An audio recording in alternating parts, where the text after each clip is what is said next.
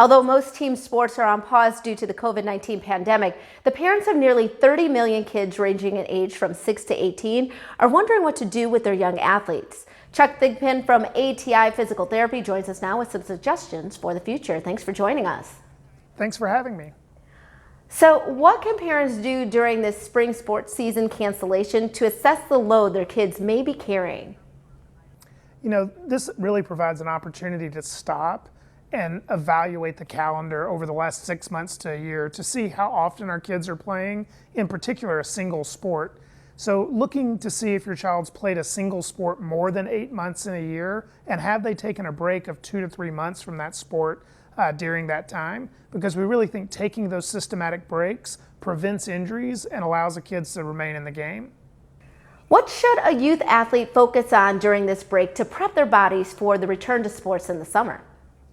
I think two things. One is maintaining physical fitness. I think there's a tendency to want to stay inside and not do anything.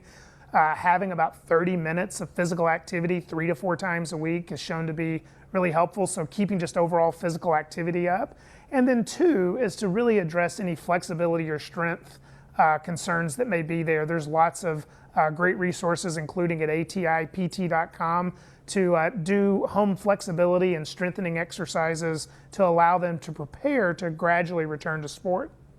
And what's the concern about kids and athletics today? Are we seeing more rise in injuries amongst teen athletes?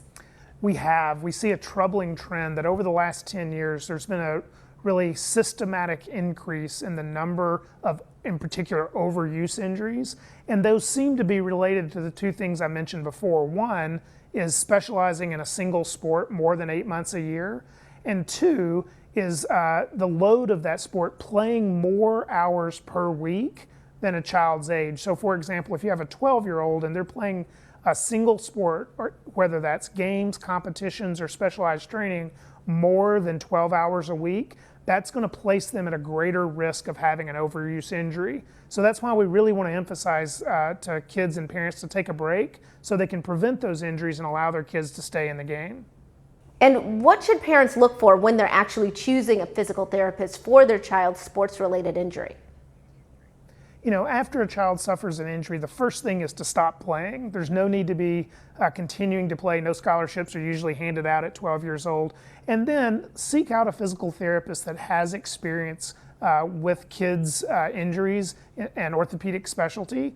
And then look for clinics that can tell you how much better they get people. Do they collect outcomes at the beginning and the end of their care? And then do they have the resources to provide a progressive plan for your athlete to gradually return to sport, and have a plan to take breaks to allow them to prevent injuries and allow them to stay in the game long term after their injury? Chuck Thigpen, thank you so much for being with us, and we'll be right back with more Midday Maryland right after this. Stay tuned.